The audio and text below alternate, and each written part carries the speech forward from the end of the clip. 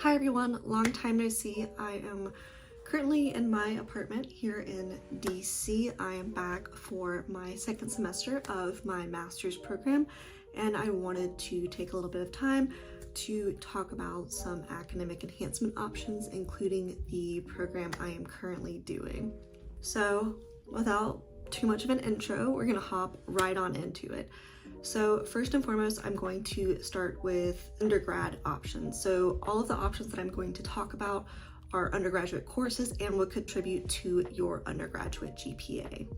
For all of the options I'm going to talk about, I'm going to provide a list of pros and cons, or pros and cons over here, whichever way I put it. But I'll talk about them and also have them listed out so it's easier for you to see. The first one I'm going to talk about, which is probably the most common one people have heard about, is a post-bacc program.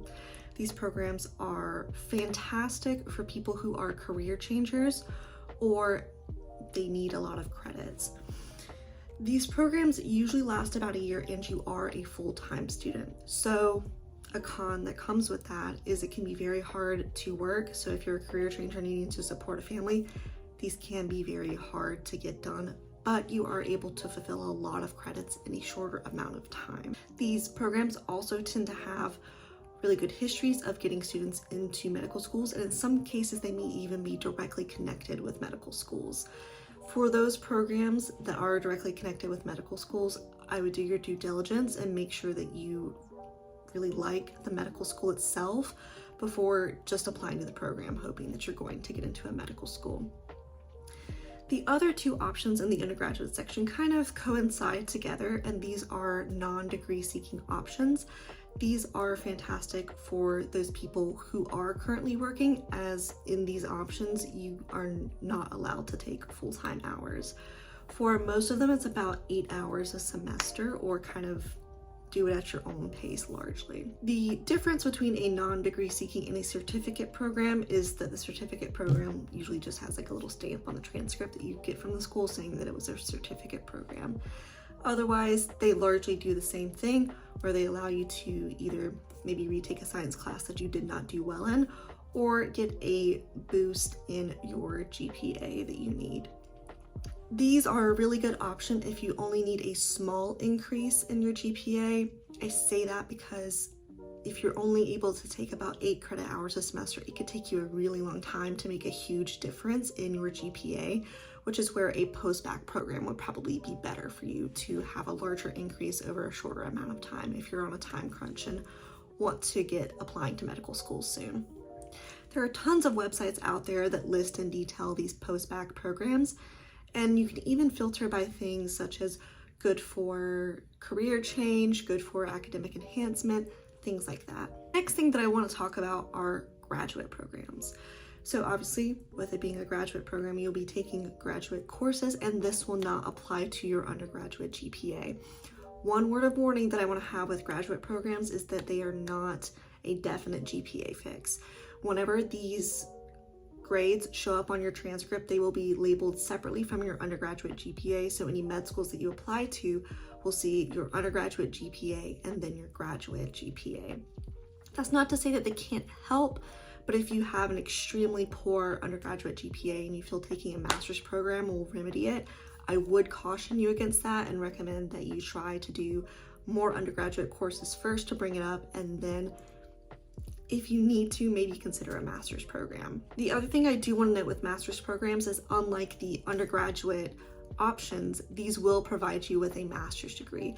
So overarching, that can be a really good thing if you get out, still aren't sure if you want to apply to medical school yet, or you are applying and get denied. It may be easier to get a job, especially in the lab or things like that, if you get a master's of science. So with all of that being said, umbrella wise, let's hop into the first type of master's.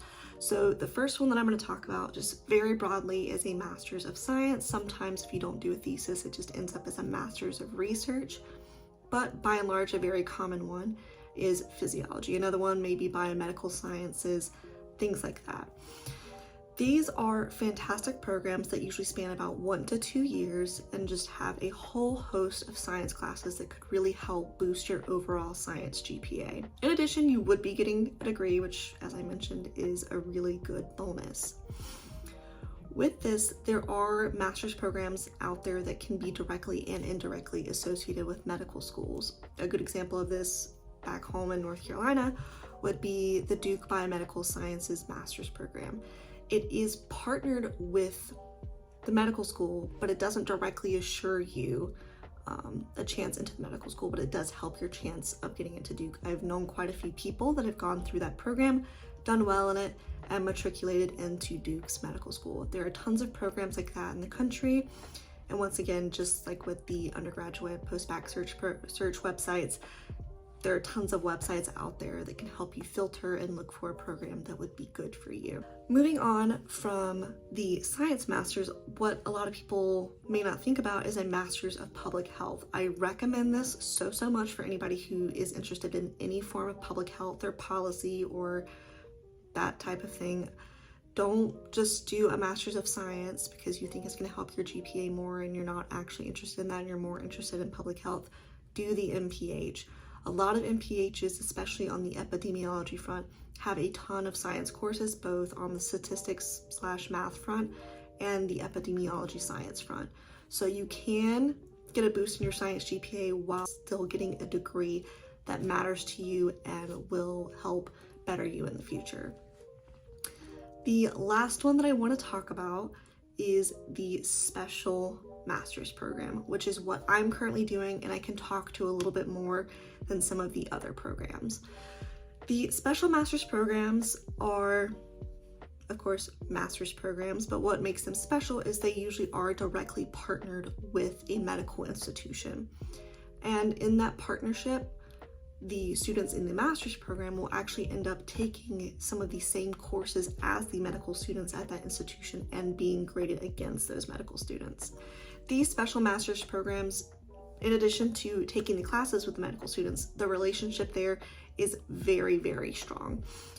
I think about a quarter of Georgetown's first year medical class is made up of SMP students. They really love us, and a lot of SMP programs around the country are going to be the same way, where the school likes to take a lot of those students because they have proven that they can handle their specific curriculum.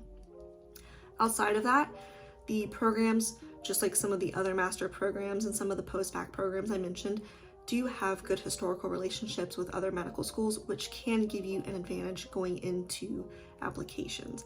It may not pull you out of having a bad GPA or pull you out of not having clinical experience, but it may give you a slight competitive edge when you're compared to someone who has similar stats as you. These programs, and I can speak from experience, I will go ahead and tell you, can be a little bit more stressful than a run-of-the-mill master's program. That is because, one, the classes are very difficult. Two, it is not just your performance in the master's program, but it's also dependent on the med students' performance, which is very stressful. And two, this can really be a make or break type of program, because if you do well, that's fantastic, but even if you do mediocre, that can show med schools that you're could only be a mediocre medical student, which, even though you did around a B average, could still severely hurt you in the long run. With all of that being said, I don't want to scare people away from them because I have thoroughly enjoyed it so much. These special master's programs are not just your run-of-the-mill science master's program. They are there to help you get into medical school. So in addition to taking med school classes, which has been phenomenal, and I really like seeing all the different things that we've learned and the clinical correlates, and they do a good job of making sure there's clinical correlates where you understand why you're learning this and how it applies in the clinical setting. But you also take master's classes that help supplement and kind of review and really bulk up your understanding of the material from the medical classes. Alongside that, there's tons of opportunities to continue to bulk up your application that they put in front of you and they want you to take advantage of. The first one will be volunteer opportunities. I think like the second week of school, I got a giant PDF of volunteering opportunities in the area, and they frequently send out group volunteer opportunities that you can join in on rather than just signing up for something individually. Another thing is committees and leadership positions. And the last is just having a wonderful staff that really goes through your application with you, talks about the high spots, the low spots, where you can improve, and in general, they want to help you get in. As I've mentioned, I'm currently at the Georgetown one. There are tons of other ones around the country, but this of course is the one that I can speak to. I will be having a more dedicated video looking at a day in my life. Now that I've settled in, the first semester was very tough, but I'm in a groove now. So I will be having a more dedicated video talking about what a day as an SMP student looks like, how I study, things like that, because I have kind of gotten a grip on the program. I did very well my first semester, and we are hoping that things will go well. This ended up being a pretty short video, but I wanted to provide you with a lot of options because I feel when people go and talk to academic advisors, especially pre-med advisors, for whatever reason, some of them can be really mean. But if you aren't happy with your GPA, or you had a really bad semester in college and you're like, how am I going to fix this? What is a good option for me? These are just a few of the options out there for helping to increase your GPA. Based off of just a little bit of the information I have provided, go and do some research yourself and try to figure out what the best option would be for you. A bad GPA coming right out of undergraduate is not going to kill you. What is going to kill you is if you don't take the steps to improve it. But I think if you really want to go into medicine, you're going to try to improve it and not just sit there and take it. But as mentioned, I will be doing a more dedicated video on my experience in the SMP program, day in the life type of thing, and hopefully I will start posting more regularly now that I kind of have my life back together a little bit. To end this video, I just want to say wishing you all the best in your med school journey, whether you're currently applying, looking to apply, all of that fun stuff. Hopefully we all have some good news soon. I will talk to you later. Bye.